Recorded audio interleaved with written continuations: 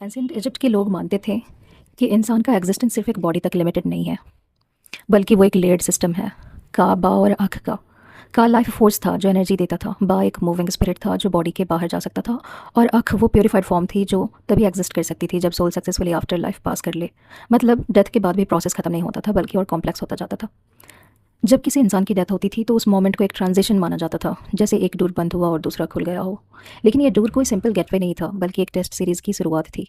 सबसे पहले चैलेंज था अपनी आइडेंटिटी को प्रिजर्व करना। इजिप्शियंस मानते थे कि अगर नाम यानी रेन भूल दिया गया तो इंसान का एग्जिस्टेंस भी धीरे धीरे खत्म हो जाता है। इसीलिए वो अपने नाम को टॉम्ब और मॉन्यूमेंट पर लिखते थे, अपनी इजिप्शियन लैंग्वेज में, ताकि उनका वजूद कभी मिटा ना सके। उनके लिए मेमोरी भी मॉर्टलिटी का एक फॉर्म थी।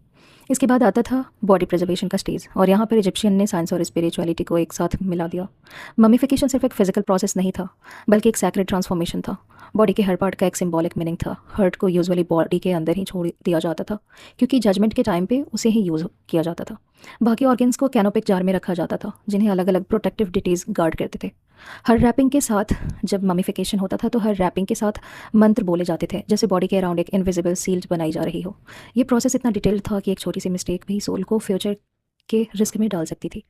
जब बॉडी सेफली टॉम्ब में रख दी जाती थी, तब सोल अपने सबसे डेंजरस जर्नी पर निकलती थी, दुआत के अंदर। यह अंडरवर्ल्ड का एक स्ट्रेट पाथ नहीं था, बल्कि एक मेज़ था जिसमें मल्टीपल गेट्स बने हुए थे, गार्जियंस और टेस्ट्स होते थे।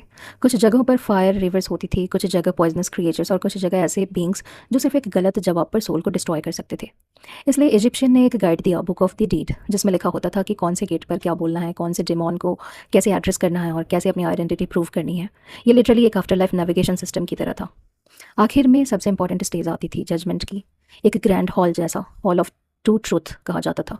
यहाँ 42 जज होते थे, और सोल को हर एक के सामने अपने इनोसेंस डिक्लेयर करनी होती थी, जिसे नेगेटिव कन्फेशन कहा जाता था। सोल कहता था, मैं चोरी नहीं की, मैंने झूठ नहीं बोला, मैंने किसी को हार्म नहीं किया। ये एक साइकोलॉजिकल और मोरल ऑडिट था। और फिर आता था final test, weighing of the heart. यहाँ पर से सोल का हर्ट एक स्केल पर रखा जाता था, और दूसरी साइड पर होता था मात का फिदर, जो कॉस्मिक बैलेंस और ट्रुथ का सिंबल था। इस प्रोसेस को ओवरसीज करता था ओसिरिस, और साइड में खड़ा होता था एनुबिस, जो तराजू में तौलता था हर्ट को और फिदर को, जो स्केल को बैलेंस करता था, और थॉट को, जो रिजल्ट को रिकॉर्ड करता था। मतलब ये एक कंप्लीट सिस्टम था, जज, एग्जामिनर, रिकॉर्ड, सब कुछ। जब स्केल मूव करता था तो ये सिर्फ एक फिजिकल मूवमेंट नहीं होता था, बल्कि एक सिंबॉलिक रिवलेशन होता था। अगर हर्ट हल्का होता तो सोल को फील्ड ऑफ रीड्स में एंट्री मिलती, एक पैराडाइज जहां लाइफ परफेक्ट वर्जन में कंटिन्यू होती थी। लेकिन अगर हर्ट हैवी होता तो एक ऐसी एंटिटी एक्टिव होती थी जो सिर्फ डिस्ट्रक्शन के लिए बनी थी। आमित, ये एक जिन था। उसका काम सिंपल था, फेल हुई सोल को परमानेंटली इरेज कर देना। ये कॉन्सेप्ट इतना टेरिफाइंग था क्योंकि ये पनिशमेंट नहीं था, ये एग्जिस्टेंस को कम्प्लीटली एंड कर देना था। तो एंशिएंट इजिप्शियन के लिए ये सबसे बड़ा फियर की तरह था, न कि पेन, बल्कि नॉन एग्जिस्टेंस। और यह सिस्टम सिर्फ आम लोगों के लिए नहीं था, सबसे पावरफुल रूलर्स भी इससे बच नहीं सकते थे।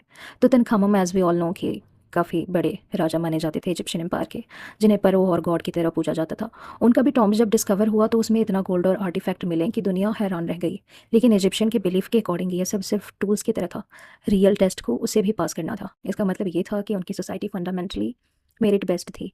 आफ्टर लाइफ में तुम्हारी पोजीशन तुम्हारे एक्शंस डिसाइड करते थे, ना कि तुम्हारा स्टेटस। इसी वजह से उनकी डेली लाइफ भी डीपली इथिकल थी। वो हर दिन को एक प्रिपरेशन समझ कर जीते थे। ट्रुथ बोलना, बैलेंस मेंटेन करना और जस्टिस को फॉलो करना उनके लिए सिर्फ मोरल वैल्यूज़ नहीं थे, ये सर्वाइवल स्ट्रैटेजी थी। अगर तुम अपनी लाइफ में इम्बैलेंस क्रिएट करते हो तो वो इम्बैलेंस तुम्हारे हार्ट में स्टोर हो जाता है, और ये एक दिन वही तुम्हारी डेस्टिनी डिसाइड करेगा। और शायद इसीलिए आज भी जब हम उन पिरामिड्स को देखते हैं तो वो सिर्फ एंशिएंट आर्किटेक्चर नहीं लगते, वो एक मैसेज लगते हैं, एक साइलेंट वार्निंग, एक फिलोसॉफिकल रिमाइंडर की तरह कि ज़िंदगी का असली हिसाब शायद यही नहीं होता। शायद कहीं और किसी और स्केल पर तुम्हारी हर छोटी बड़ी चॉइस का वेट मेज़र होता है।